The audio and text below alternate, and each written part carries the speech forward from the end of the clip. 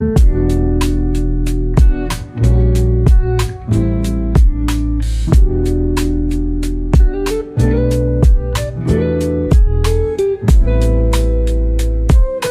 guys, tapos na kami sa first location. To the second location, 1 hour biyahe ulit.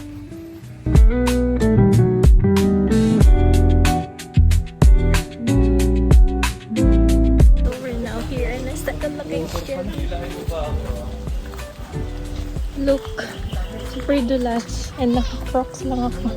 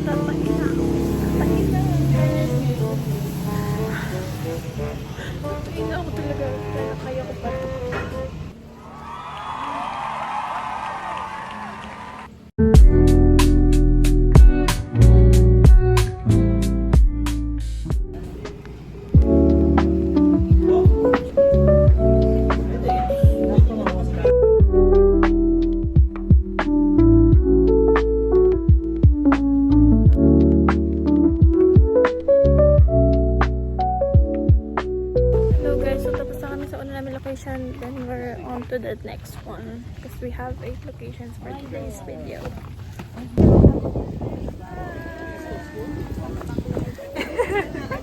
Hello guys, we're on our way to our third location, and for today, imbes na 8 yung dadalawin namin, magiging 10. So we're now dun sa dalawa, and we have 8 more. And I don't know if madadagdagan or what. Madadagdagan siya every now and then. So later guys.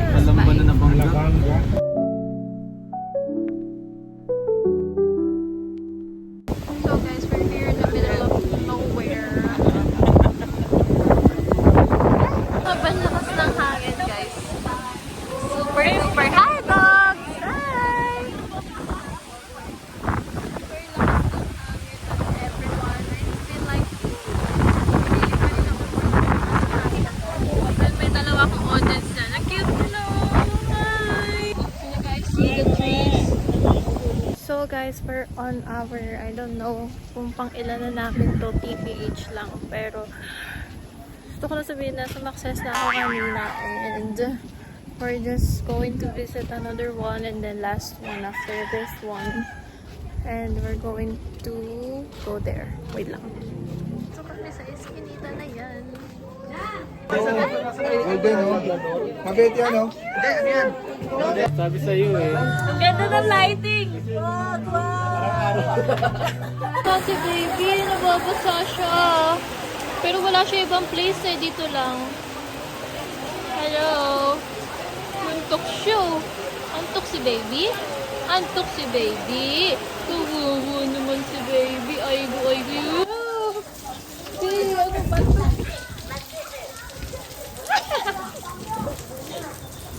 Ganun, babe. Basa-basa ni Medyas ka. Hello. Hello guys.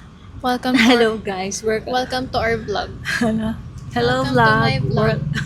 Ano ba? Ako rin ang Wala, first location pa lang haggard na. Bakit? So ngayon, nandito kami sa first location. Paalis na kami. Ayun yung mag-asawa. Diba? Paalis na kami sa first location. Papunta na kami ng second location. tumaba na yung mukha ko kakakain. Uwi naman. Tumaba agad. Agad-agad. Tsaka humagard ako. Ilang gabi na ako. Humagard din natulog ako, na babe. maayos. Tuesday, Wednesday, Ako din Thursday. parang taba ng mukha. Pero anyways, at least maganda naman yung kutis natin. Nakikita mo ba? Perfect. Okay. Ganda-ganda na naman yan sila. So, nandito kami sa first location and we're going to the second location now. We're just waiting for our companion. Mga kasama namin natin namin. Kasi kumukuha pa sila ng suka, pomelo, dyan sa kapitbahay. Dito sa bahay na pinunta namin kasi madami silang fruits. So, ayun. Update ko kayo kasi ako na naman mag-video ulit. nung pupuntahan namin and may pressure ako pero sige, wala naman akong choice, di ba? Nandito na ako and gagalingan ko na lang. Sana maganda yung mga shoot ko. Bye.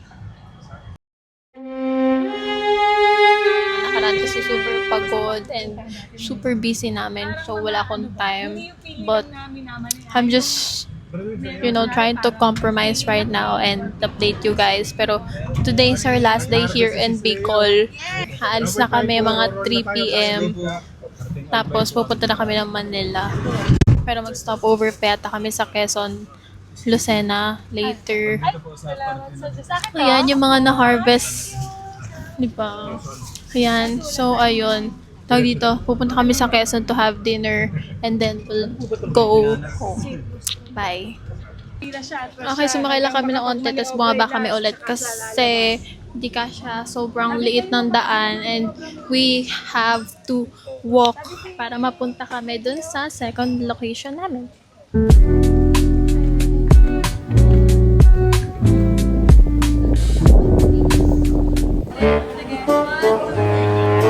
One, two, three.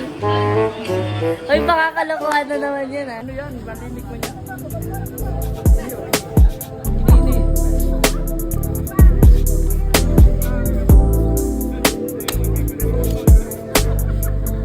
John Dummy make the beat and I'm gon' kill it.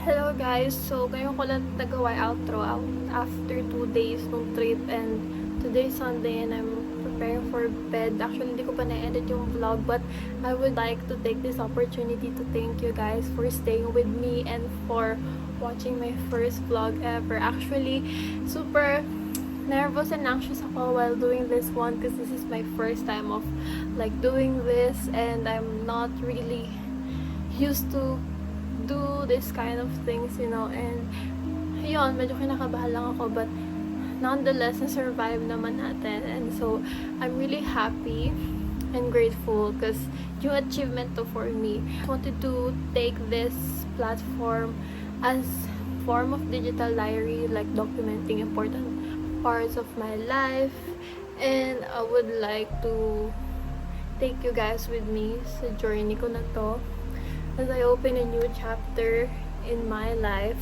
So, ayun lang, and I'm really grateful doon sa trip na yon. I learned a lot of things, I met a lot of people, and it was so fun. That trip, Bicol trip was full of laughter, food, and pagod, but still, it was worth it. Everything was worth it. And, ayun, doon ko lang natutunan. Doon, di ko na super na detail yung sa vlog mismo, like di ko talaga na-document lahat kasi I was busy then during that trip. Pero ayun, ginawa kasi namin doon, like we visited places ng mga ka-church namin and then tinignan namin yung kalagayan nila and then kinamustabot ng mga help na kakailangan nila, ganon. So, ayun, yun lang naman, and busy ako so hindi ako siya nakapag-document. Medyo nakakalimutan ko rin kasi nag-vlog ako, so please bear with me. I think I'm gonna post this vlog within the week, so yeah.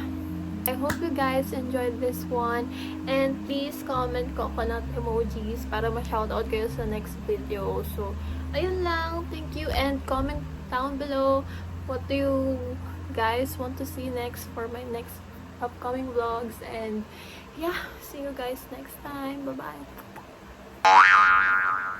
Nakita ko yung video and kasi nag-edit ako right now. Tapos, guys, kita ko kung wag doon lang pansinin kung gaano kapangit ako dun sa Bicol vlog na yun. Kasi sobrang haggard ko and sobrang pangit ng skin ko. As you can see, yung difference ng skin ko right now nung nandito ako sa Manila compared dun sa skin ko nung nasa Bicol ako. Kasi, mind you guys, na in-allergy kasi ako doon. Kasi nung mga bandang unang dating namin doon, puro bawal sa akin yung pagkain. Puro manok, puro malansa, puro isda, ganyan. So, siyempre, wala naman akong choice kundi kakainin ko yung mga pagkain doon. So, kinain ko and kaya nagka-allergies ako doon. So, kita niyo yung skin ko, ang dami niyang mga bootleg and stuff. Tapos, yung buhok ko ang gulo-gulo kasi naman laging ako hinahangin doon dahil sobrang lakas ng hangin sa Bicol. It's not my best look, but guys, promise, I don't look like that everyday, okay? Noong time lang talaga, hindi ako hayang sa tubig ng Bicol pati. And hindi ko dala kasi yung full-on skincare ko doon. So, hindi ako nakapag-skincare and everything. So, nag-suffer talaga ako and yung skin ko. So, kailangan ko lalo yata magpa-derma. And yeah, that's it. Bye.